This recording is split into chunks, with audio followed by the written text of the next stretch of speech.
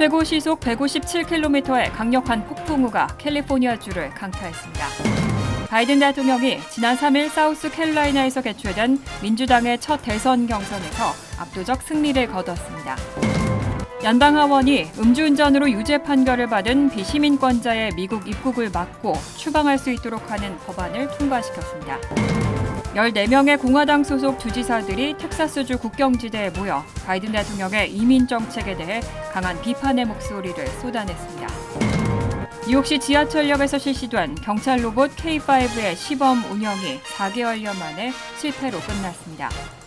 이상은 이 시각 주요 뉴스입니다. 시청자 여러분 안녕하십니까? KBN 뉴스입니다. 최고 시속 157km의 강력한 폭풍우가 캘리포니아주를 강타했습니다. 수백 편의 항공편이 결항되고 수십만 가구에서 전력 공급이 중단됐습니다. 캘리포니아주에 최고 시속 157km의 강력한 폭풍우가 휩쓸면서 여러 공항의 활주로가 침수되고 85만 가구가 정전되는 등 피해가 잇따르고 있습니다. 항공편도 무더기로 취소됐습니다. 항공편 추적 웹사이트 플라잇 어웨어에 따르면 특히 샌프란시스코와 로스앤젤레스, 샌디에이고의 주요 공항에서는 항공편 결항과 지연이 속출하고 있습니다. 샌프란시스코 국제공항에서만도 190편의 항공편이 취소됐고 로스앤젤레스 국제공항과 샌디에이고 국제공항에서도 각각 42건, 25건의 결항 사례가 보고됐습니다. 또 산타바바라 공항은 활주로 침수로 인해 일시적으로 폐쇄됐습니다. 캘리포니아주의 주요 공항에서 발생한 항공편 지연은 1,000건 이상으로 집계됐습니다. 캘리포니아주 당국은 지난 4일 폭풍으로 인한 피해를 최소화하기 위해 8개 카운티에 비상사태를 선포했습니다. 로스앤젤레스 시장은 이번 폭풍을 엄청난 태풍으로 묘사하며 주민들에게 각별한 주의를 당부했습니다. 산타클라라 지역에서는 시속 157km에 달하는 돌풍이 관측됐고 샌프란시스코 국제공항에서도 시속 96km에 가까운 강풍이 불었습니다. 산타바바라를 포함한 여러 지역에는 돌발 홍수경보가 발령됐습니다. 기상청은 폭풍우가 6일까지 지속될 것으로 예측하면서 주민들에게 추가적인 홍수 위험에 대비할 것을 경고했습니다. 바이든 대통령이 지난 3일 사우스캐롤라이나에서 개최된 민주당의 첫 대선 경선에서 압도적 승리를 거뒀습니다. 90%가 넘는 지지로 대선을 위한 긍정적인 출발에 성공했습니다. AP통신 보도에 따르면 바이든 대통령은 사우스캐롤라이나 프라이머리에서 96.2%의 득표율로 상대 후보들을 압도했습니다. 특히 흑인 유권자들로부터 높은 지지를 받으며 그들의 신뢰를 다시 한번 확보했다는 평가를 받고 있습니다. 이번 경선에서 바이든 대통령은 97%가 개표된 오후 10시 34분 기준 96.2%를 득표해 경쟁 후보들에 비해 압도적인 표차로 승리를 확정지었습니다. 주요 언론들은 개표가 시작되고 일찌감치 바이든 대통령의 승리를 선언했습니다. 바이든 대통령도 곧장 승리 선언과 함께 사우스캐롤라이나 주민들이 트럼프를 다시 패배자로 만들고 우리를 대통령직에 당선시키는 길을 열었다고 발표했습니다. 이번 경선은 민주당의 첫 공식 경선으로 바이든 대통령은 사우스캐롤라이나에 배정된 대의원 55명 전원을 확보한 것으로 보입니다. 이번 승리는 특히 흑인 유권자들의 참가율이 높아지는 등 아프리카계 미국인들의 표심을 파악할 수 있는 중요한 지표로 평가되고 있습니다. 사우스캐롤라이나는 흑인 주민 비율이 약 26%에 달하는 지역으로 이번 경선은 바이든 대통령에게 중요한 지지 기반을 확인하는 기회였습니다. 미국 전체에서도 흑인 유권자들의 참가율이 증가할 것으로 기대되는 가운데 바이든 대통령의 선거운동은 이번 승리를 발판 삼아 더욱 활기를 띨 것으로 전망됩니다. 연방 하원이 음주운전으로 유죄 판결을 받은 비시민권자의 미국 입국을 막고 추방할 수 있도록 하는 법안을 통과시켰습니다. 지난 1일 연방 하원이 음주운전으로부터의 지역사회 보호법을 찬성 274표, 반대 150표로 통과시켰습니다. 이 법안은 지난 11일 엘살바도르 출신 망명 신청자가 콜로라도주에서 음주운전을 하다가 모자를 사망하게 한 혐의로 기소되는 사건이 발생한 후 발의됐습니다. 해당 운전자는 이미 여러 차례 음주운전 기록이 있었고 이전에도 4번이나 추방된 이력이 있는 것으로 알려져 충격을 줬습니다. 법안을 발의한 베리 무어 연방 하원 의원은 음주운전 문제의 심각성을 강조하며 이 법안이 음주운전 혐의가 있는 망명 신청자들을 즉각 추방할 수 있도록 만들 뿐 아니라 이들의 미국 국경 입국을 금지할 수 있을 것이라고 밝혔습니다. 이 법안은 음주운전으로 유죄 판결을 받은 모든 외국인을 대상으로 입국 불가 및 추방 조치 사유로 명시하고 있고 로컬법에 따라 음주운전이 경범죄로 분류되는지 여부와 관계없이 추방 조치를 취할 수 있도록 합니다. 이번 조치는 이미 미국에 거주하며 영주권을 기다리는 이들에게도 영향을 미칠 수 있는 중요한 변화입니다. 법안이 발효되면 음주운전으로 기소된 기록은 즉각 이민서비스국에 공유될 예정입니다. 상원이 이스라엘과 우크라이나에 대한 지원과 국경 통제 강화 등 다양한 쟁점 현안을 담은 패키지 딜에 합의했습니다. 다만 하원 공화당 의원들의 지지를 받을 수 있을지는 여전히 미지수입니다. 민주당이 다수를 장악한 상원이 어제 이스라엘 우크라이나 지원과 국경 통제 강화, 인도태평양 동맹 우방 지원, 가자 지구에 대한 인도적 지원 등에 소요될 총액 1,180억 달러 규모의 안보 예산안 패키지를 공개했습니다. 이번 합의에는 우크라이나에 대한 군사 및 인도적 지원 600억 달러, 이스라엘 군사 지원 140억 달러, 인도 태평양 전략에 따른 대만 등에 대한 지원 50억 달러가 포함돼 총액 1,180억 달러 규모입니다. 바이든 행정부는 지난해 10월 이 안보 예산안을 의회에 제출했지만 하원 공화당의 반대와 트럼프 전 대통령의 선거 전략 차원에서 국경 관련 합의를 하지 말 것을 요구하면서 처리에 난항을 겪어왔습니다. 바이든 대통령은 성명을 통해 이번 상원의 패키지 합의를 강력히 지지하고 의회의 신속한 통과를 촉구했습니다. 상원은 이번 주 중 이번 합의에 대한 표결을 시도할 예정입니다.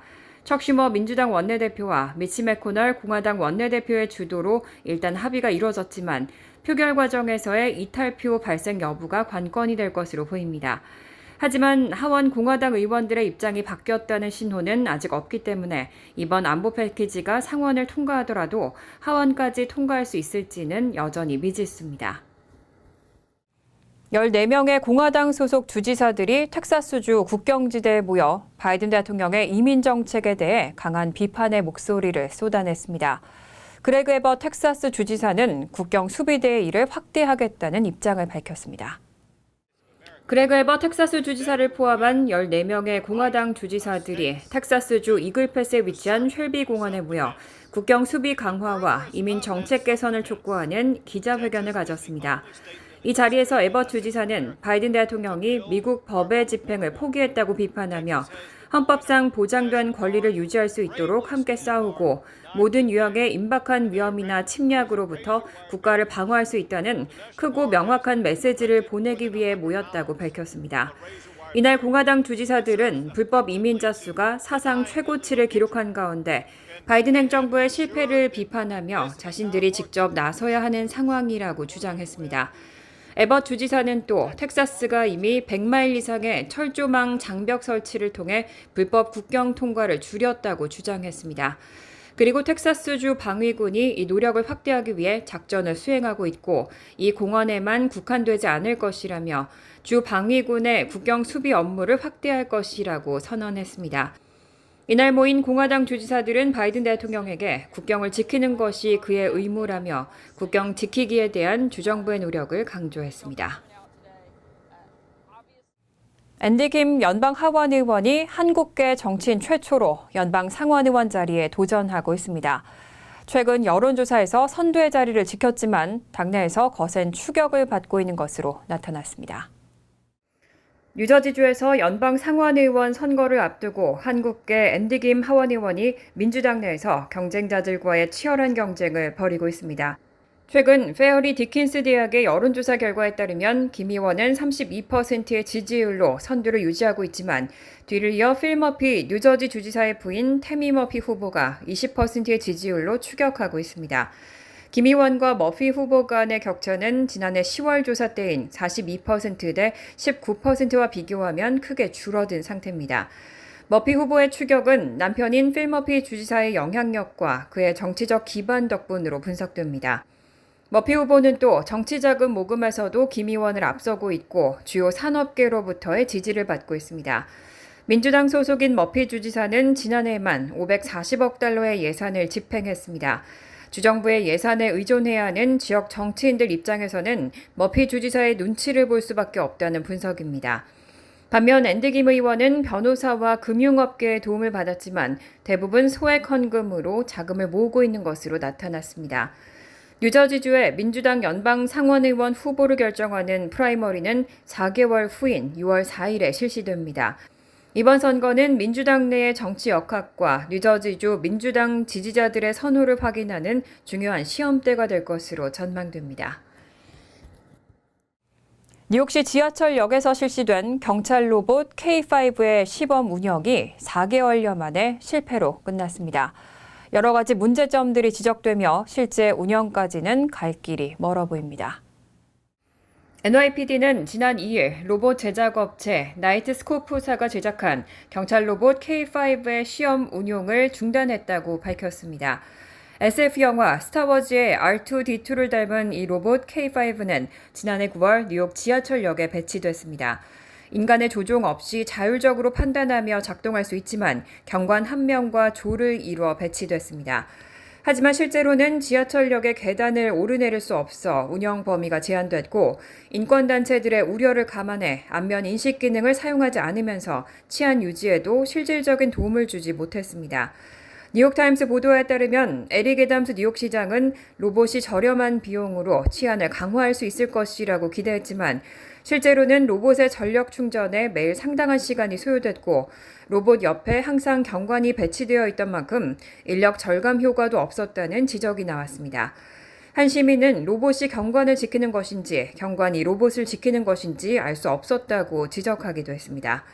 다만 뉴욕시는 K5 로봇에 다른 임무를 맡기는 방안을 검토할 것이라고 밝히고 앞으로도 신기술을 적극적으로 받아들일 것이라고 전했습니다.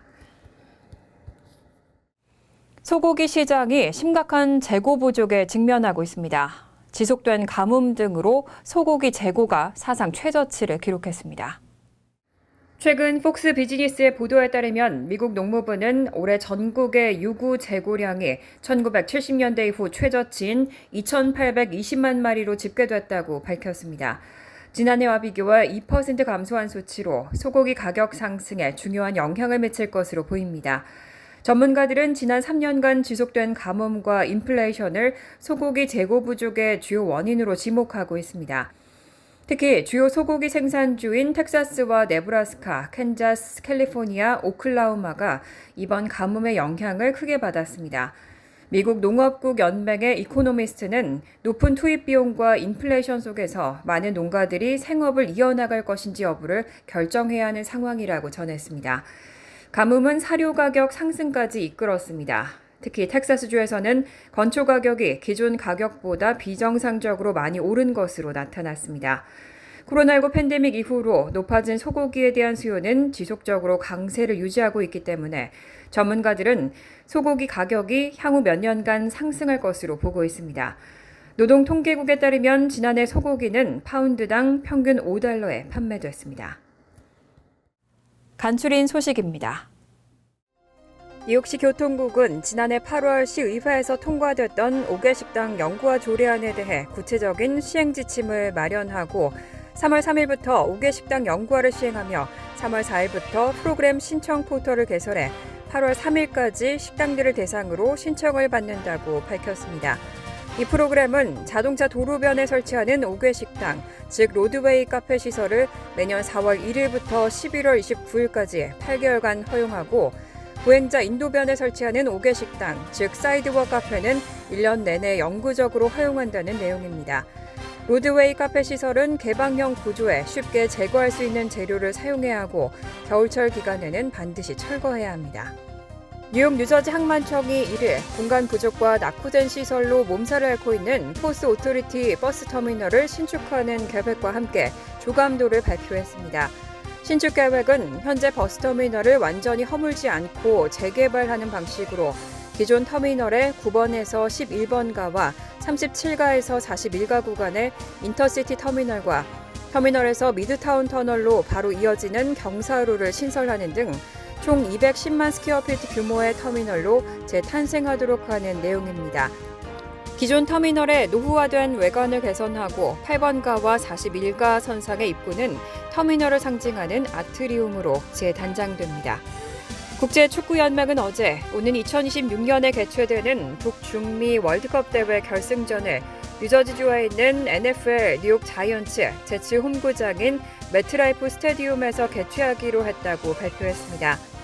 필머피 뉴저지 주지사는 평생의 축구 팬으로서 2026년 월드컵 결승전이 매트라이프 스테디움에서 열린다는 사실에 흥분할 수밖에 없다며 축구 팬들은 물론 뉴욕주, 뉴욕시 지역 경제에 큰 도움이 될 것이라는 입장을 밝혔습니다.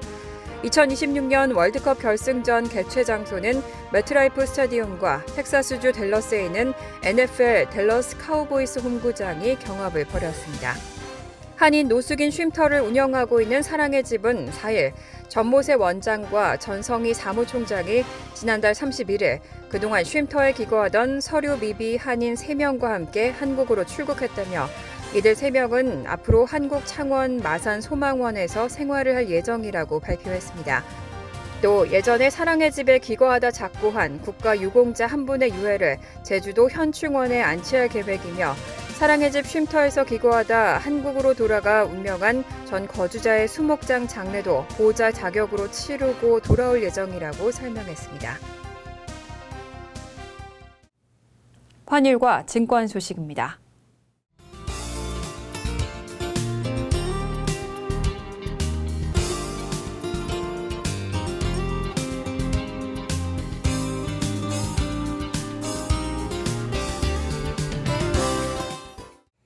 이어서 날씨입니다.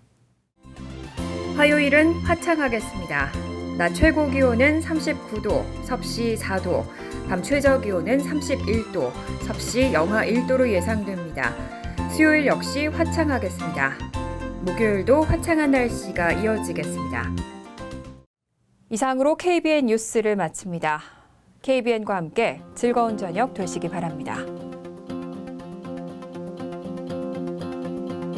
미 동부 최대 한인방송 KBN이 제작하는 KBN 뉴스는 웹사이트 mykbn.com 그리고 유튜브와 페이스북에서 다시 보실 수 있습니다. 좋아요, 구독, 알림 설정은 뉴스 제작에 큰 도움이 됩니다.